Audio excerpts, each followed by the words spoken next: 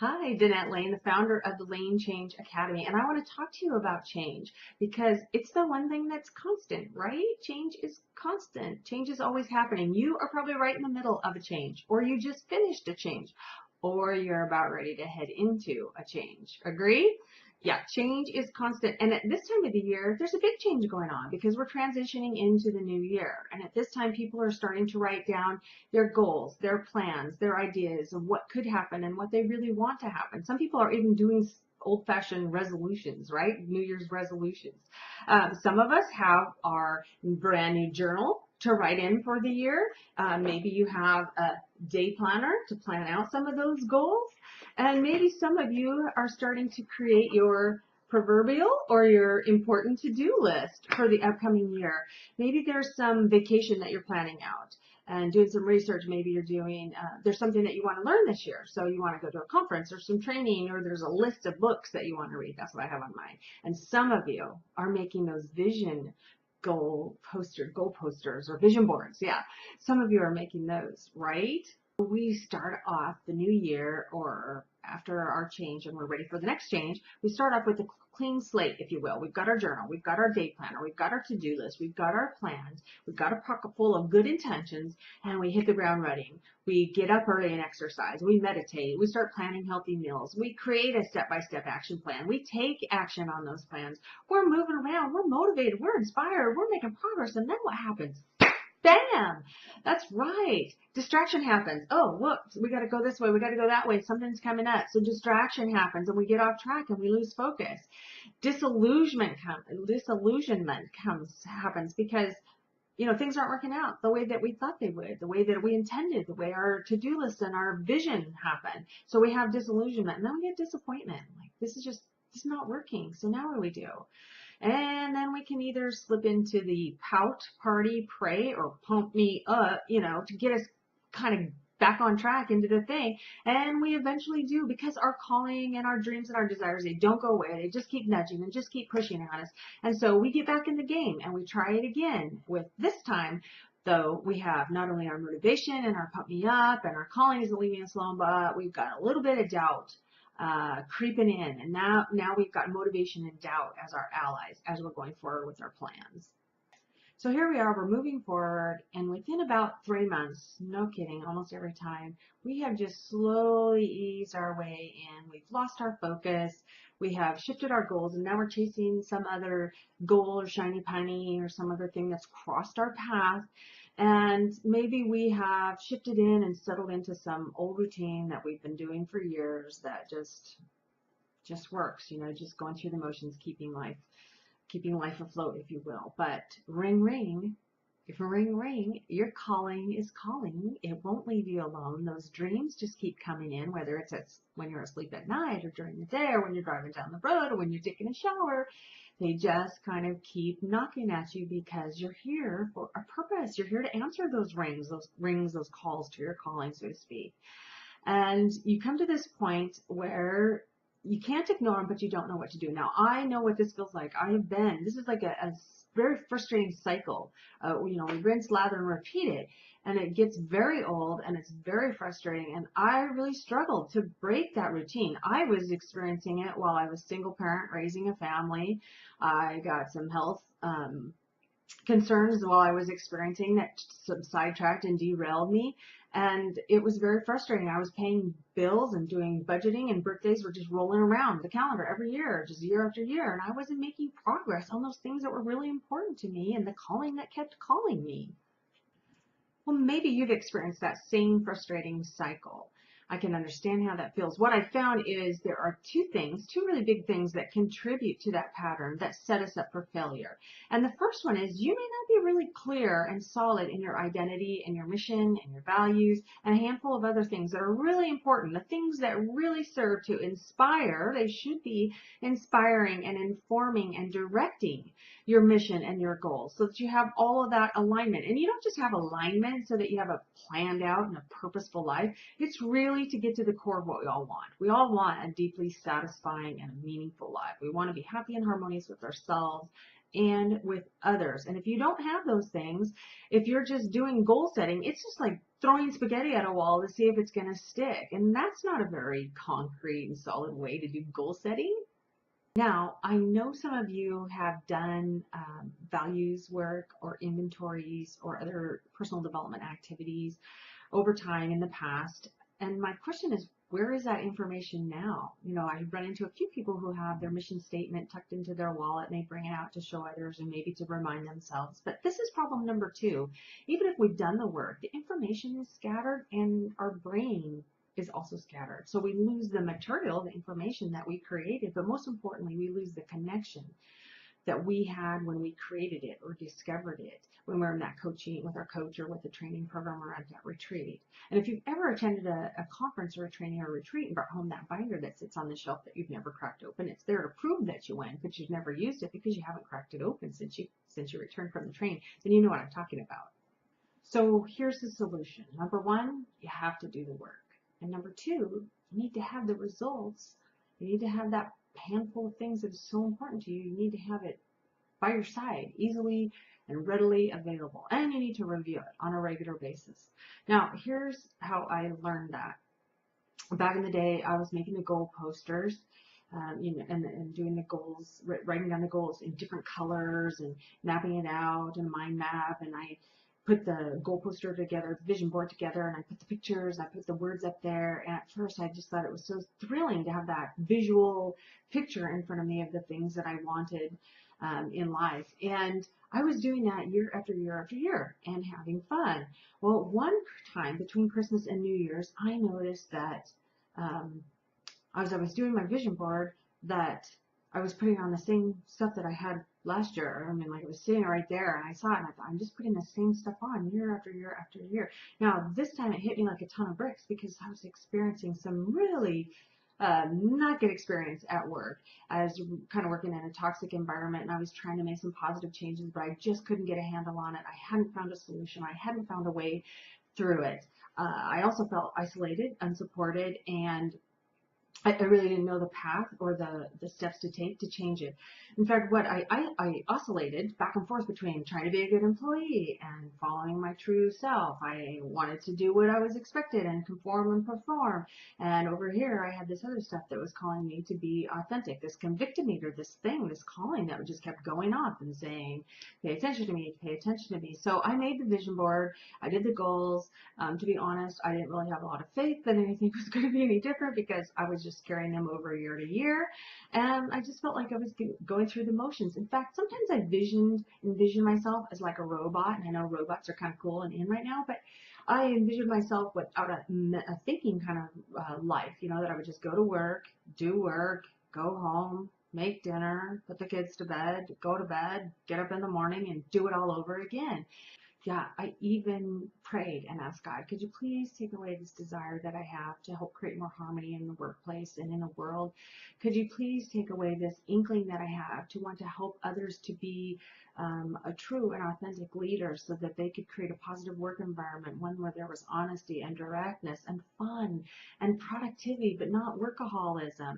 And could you take away this desire that I had to help people just want to be the best versions of them, not to be somebody else? I mean, I tried that, didn't work. I wanted to help other people. A few months later, I had just a routine dental exam, right? And you know when you go to the dentist, I gotta drive by. You know when you go to the dentist and they pull out your tongue with that gauze and they're looking around in there? Well, I know why they're doing that now. They found something on my tongue. And so we waited a couple weeks to see if it would go away, and it didn't. And so I found myself going in for a biopsy on my tongue. And yes, I did what other people did. I Googled what happens if you have tongue cancer. Yes, so when I had the biopsy, it was tough. It was very painful to talk. So I had this little microphone that I wore around with a little box. I was a speaker and a trainer at the time, so I had this little amplifier box that was hooked up to me with a microphone, and that's how I talked. It was really tough to talk, and I thought, okay, it's tough with a biopsy. What if I have cancer? I mean, it's going to be really tough to talk. In fact, some people don't talk with cancer of the tongue. So needless to say, I was a little bit worried, and I thought, holy crap, what am I going to do? I'm a teacher, I'm a trainer. What do I do if I can't talk? And my dreams of being an inspirational speaker to help inspire others to live the best life possible I mean, I just thought, well, and what's this dream for? You know, I was so nervous. And then, of course, maybe weighing more heavily on my mind were the other things I found in the Google search, like death, like you could die from cancer, as you know, and definitely from tongue cancer. So I drove to the tallest mountain I could find, which I live in the desert in Washington State, and it was McBee Mountain out by Benton City, Washington. And I drove up to the top of the mountain, and I got a lawn chair and my journal, and I journaled, I cried, I prayed, I started to ask myself questions like, what happens if I'm going to die? Like, what's going to happen if I die? And the next questions just came fast and furious, and they were very clear. The first one was, you know, did I love my girls and enough, or just love them enough? I don't know what the word enough means, but did I love my girls and teach them everything they needed to know to lead a happy and productive life, and also teach them how to be resilient so that when crap comes, they know how to get over it, because it will come. The second one was, did I love everybody? Because when you're facing death, for me at least, I thought there's no time to evaluate and discern and judge people about who's worthy of love and who is not. Just, did I love everyone who has come across my path? And the last one was, did I teach? Did I teach what I was here to teach? Now that kind of surprised me. I mean, it shouldn't, because I was a teacher and a trainer, but it was just so convicting. Did I teach? Did I teach the message I was here to give? And so really, I thought about those things when I was on the top of the mountain, and I made a commitment when I was up there. And on the drive home, I just reprogrammed my brain about it. No matter what the results, no matter what the results of that biopsy was, I was going to live my life different. I was going to live it on purpose, with intention, and I was going to teach what I'm here to do and serve my mission that I'm in. That's what I'm going to do no matter what. I made that decision. Now, the biopsy was the trigger. It put me in a position to think about it, but it was really the decision and the commitment that I made on the way home that said, I'm going to do things differently, and I'm going to change the way I'm living, and it's going to be better, and it's going to be meaningful. You know, I'm very grateful that biopsy came back and it was negative, and I got a clean bill of health. I actually had bit my tongue, and I guess it left quite the mark. I'm very grateful for that. But mostly I'm grateful for the opportunity to have that heart-to-heart talk with myself on top of that mountain, and to make that commitment coming home that I was going to do things differently. Now, it wasn't easy. I had no idea how. So first commitment I made was I was going to become a card-carrying member of the 5 a.m. club. Now, that's a group of us all over the world. I don't even know everybody's name. We get up at 5 a.m. to get things done.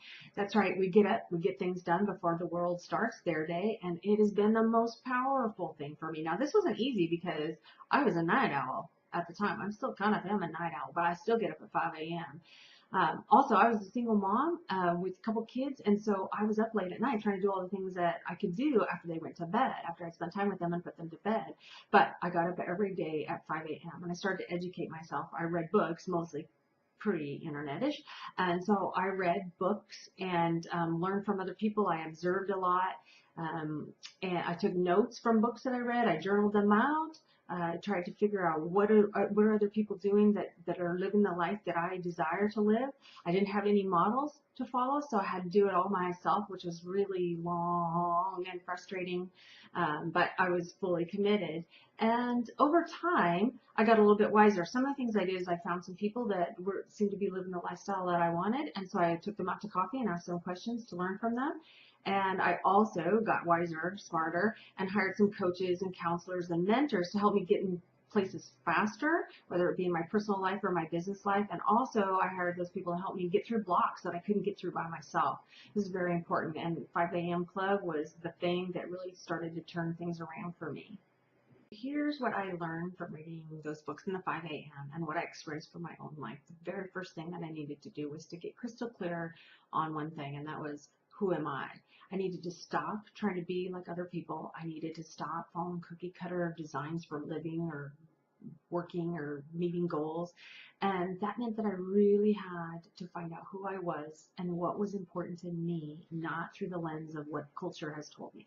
I knew that I had layers of things that I had piled on myself, and that the culture has and the society has piled on me, and I knew I needed to excavate those, and that it would take some time to dig in, and I had to be brutally honest with myself to get to what I really wanted, to the core, to the essence of who I was.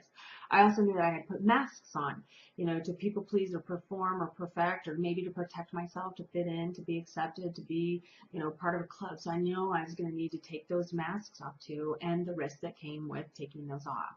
So I started to really discover me. I took some assessments, some online, there was a lot online at the time, but some assessments. I did some inventories. I did some other exercises in the personal development field, and I just got clearer and clearer about who I was and the essence of me and what was really important to me.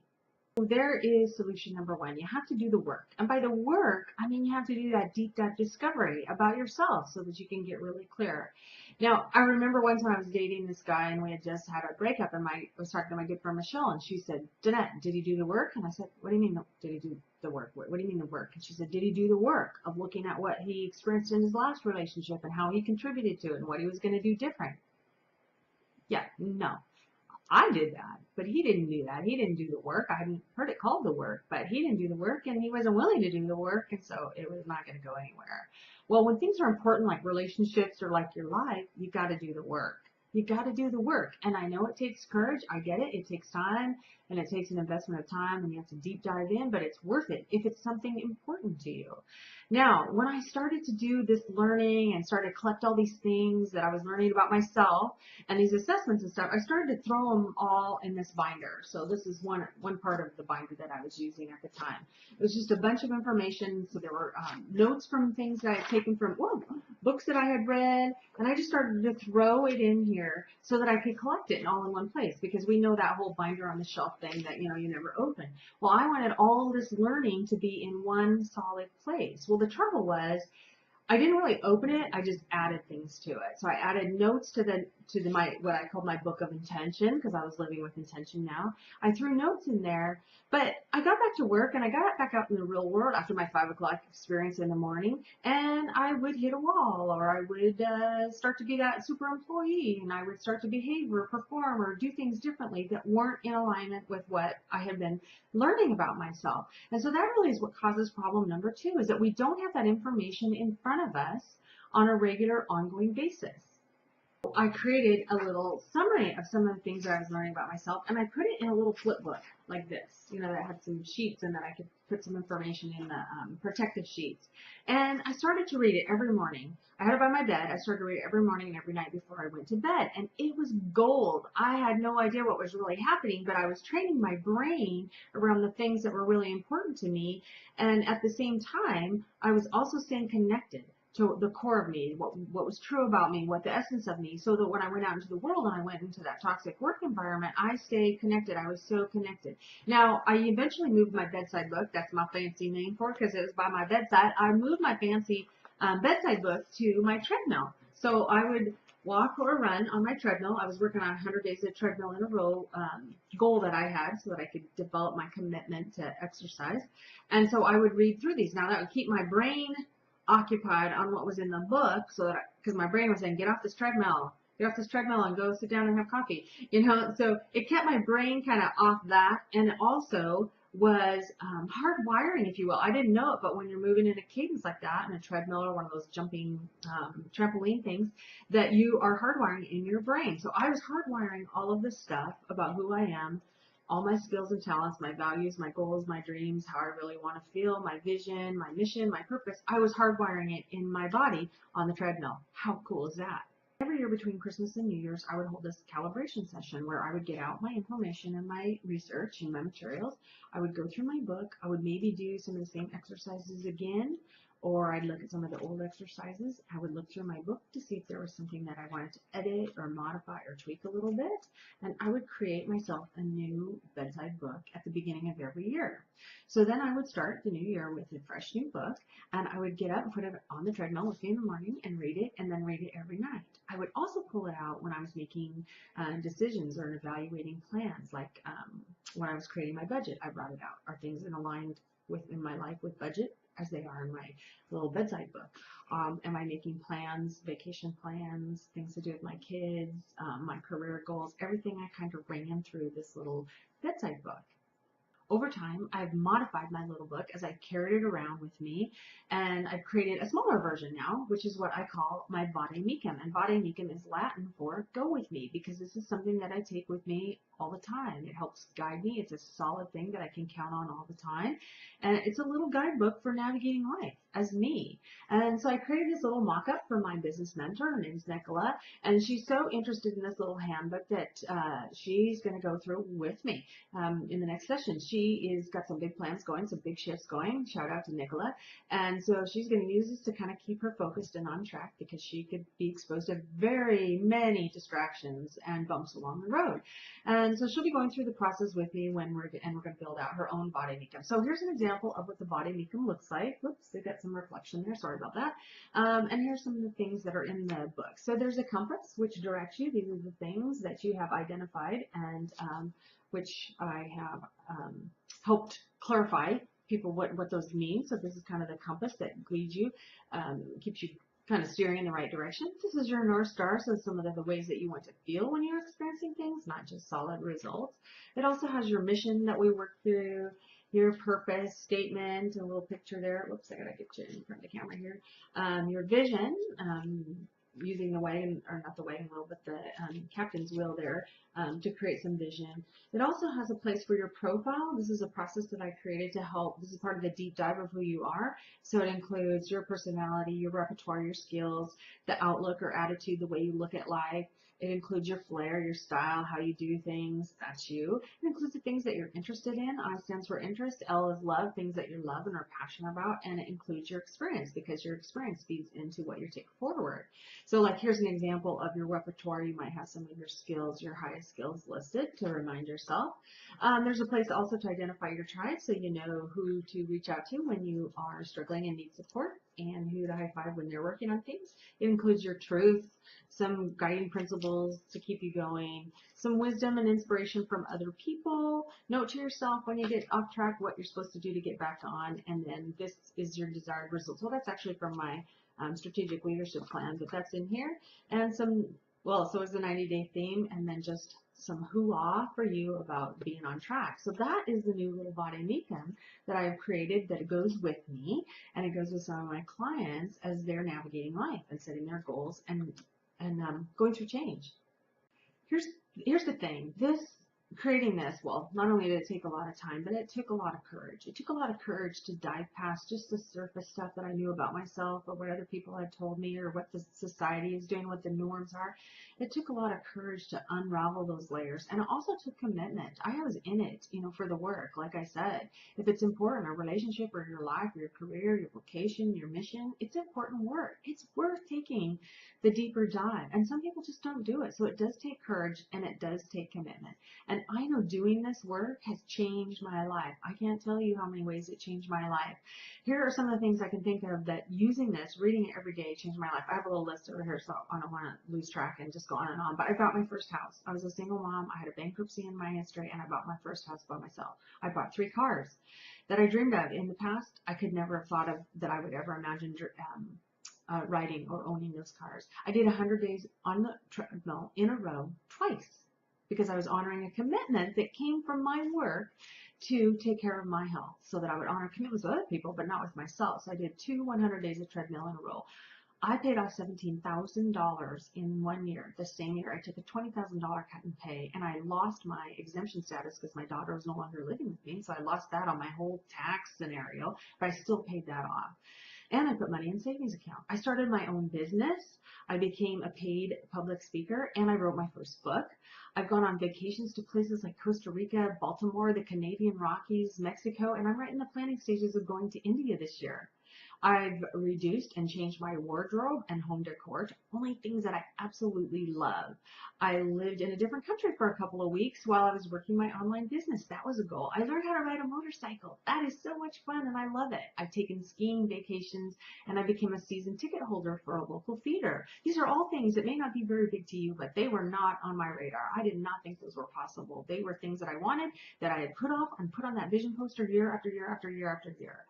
Not only do I think that this little Vade Mecum and the whole process of calibrating has changed my life, I think it saved my life a couple of times. There were some times in the last 20 years that I've been working on this, that I hit some pretty big brick walls that weren't moving, and I didn't know how to get over them. And I really felt lost, and I couldn't find my way. And I really didn't want to pick this up and hear about how wonderful and how cool I am and what I was dreaming about, because it wasn't happening. But, you know, that calling would not leave me alone. It just kept ring, ring, ring, ring. And so I went back and I picked up my book. I got re-inspired about who I am, what my purpose, what my mission is, and I got back on track. And so that's the key. You want to get on track, but you want to get on the right track. And then you want to have something like this that will help you get back on track, get back on track. And this is a living document. So as soon as you do it, you're going to be editing and you're going to find things. But I usually use it for a year, and it guides me. And I take some little notes about what I want to change in my little calibration session between Christmas and New Year's. Very fun. Would you like to create your own little Vade Mecum? How cool would that be to help you get on track and stay on track over the next few months, the next 12 months? Would that be cool? Would you like some help in excavating all of those layers and layers of crap that we put on or invited into our lives or signed up for, and those masks that we put on? Would you like help excavating that so you can get to the core of who you really are?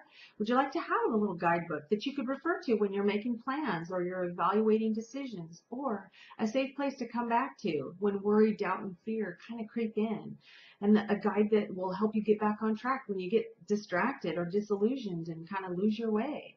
I'd love to help you create your own little Vade Mecum. I'm putting together my first session with other people, and I'm going to help them create little Vade Mecums for themselves.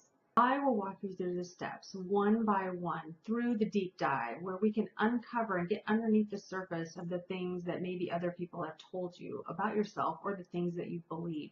We will get to the core essence of you, and you will have clarity. And with clarity comes confidence. Confidence is not something that you can muster. In fact, it's the one thing that people say they want more of in their leadership skill goals. They want more confidence, but confidence comes from clarity and action. And so we're first going to get that clarity of who you are and what really matters by doing a deep dive and finding out the information, the wisdom that belongs in your little Vade Mecum. And as you start aligning your life around your Vade Mecum and the wisdom that is in there, you will have the confidence to take those actions. The next step that will help you to take the next step and the next step and the next step toward the things that you really want, those goals and dreams and that calling that just keeps calling you and won't leave you alone. Maybe they're the things you just moved from vision board to vision board to vision board. Maybe you'll discover that some of the things on that vision board weren't really you. So you'll find that you will find and discover the clarity that will come from doing the deep dive and identifying the parts that make up this little Vade Mecum. I'll walk you through the steps to identify and gather the information that you need for your Vade Mecum, and then I'll invite you into the Creator Studio, where you will upload that information into our system so that you can create a digital version of your Vade Mecum. Now, that's really cool because you can watch it on your devices, right? Like a movie. So you'll find an example of that on the page here just down below that I made for my business mentor, Nicola, that you can look at. It's very cool. You can play it like a movie so that it's in front of you all the time. Maybe that's a better way to look at it on the treadmill too. Of course, I'm going to show you how to download it so that you can print it and put it in one of your own little flip books like this. And I will show you how to do it step by step so you don't have to do it on your own. And it's easy. You can do it even if you're not techie. I'll show you how to do it. Or if you don't want to do that, we will do it for you. We will print it out and we'll put it in a little binder like this, and we'll get it mailed off to you. So if you don't want to do it, we're happy to do it for you.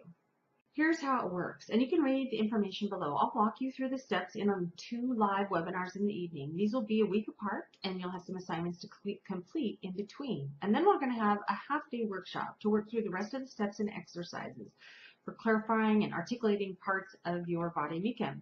We'll have one more live webinar where we'll wrap up the remaining pieces, and I'll help you step into your mission and vision and put things into play right on the call.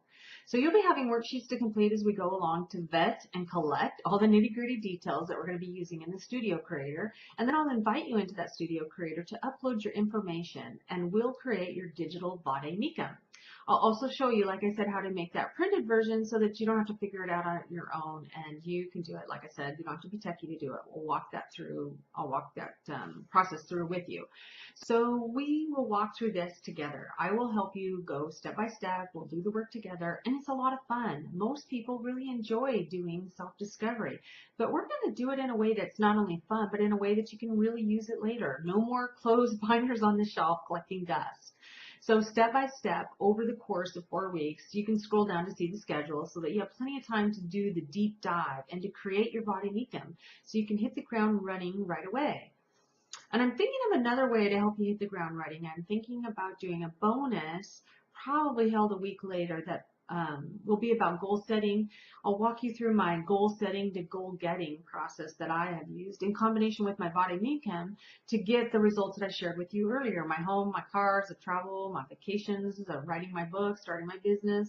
So if there's interest in our group, then I'll add this session to do some strategic goal setting and planning. That would be a lot of fun. You can integrate it right away with your Vade Mecum and start the path of living with more intention.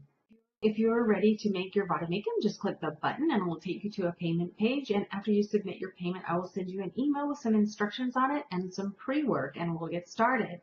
Now, if you have more questions, you can read down through the page and there's some more information for you. And if you want to reach out and chat with me about, you still have some remaining questions, I'm happy to chat with you and talk about what's where you're at and more about the process and the little Vade Mecum book and how it can be used in your life, and we'll see if it's a fit for you. So if you have questions, just scroll down on the page here and there's a link for you to be able to contact me. I am happy to help you get on the right path, and I'm committed to helping you stay on the right path, especially with this little tool of the Vade Mecum.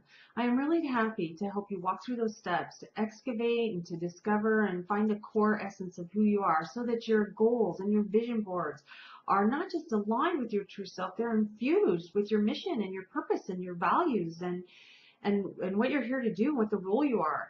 You know, there's been a lot of talk about, knowing your why. Well, I've been doing your why for years in my little calibration session. It's really important to know your why. It's also important to know your who. Who are you? And what role are you here to serve? And it's time. It's time to play that role. It's time to stop denying it, resisting it, fighting it. It's time to stop playing small. It's time to show up and play the role that you're here to do. And you don't have to change your whole world or your whole life to do it, unless of course you do. And I think really having a little handy go with me Vade Mecum book to help you, give you that courage of who you are and the role you're here to play would really help you to do that, to change your life in little ways and in big ways, to fulfill that role, to live that mission. And not only all of that stuff, just to feel good. Feel good every day about waking up and who you are and what you're going to do today and every day.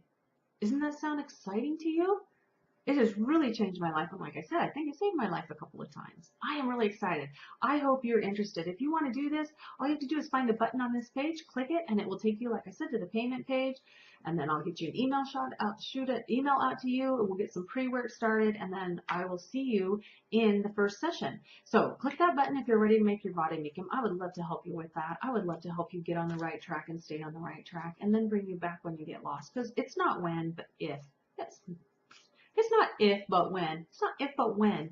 We are going to get lost. We're going to get sidetracked. We're going to get distracted. We're going to get disappointed. So having this little book to bring us back to the essence of who we are and what we really want to be and the role we're here to serve, that's what this is about, and I would love to help you with that. So just click the button. I'll send you an email, and then I'll see you in the first session. Thanks.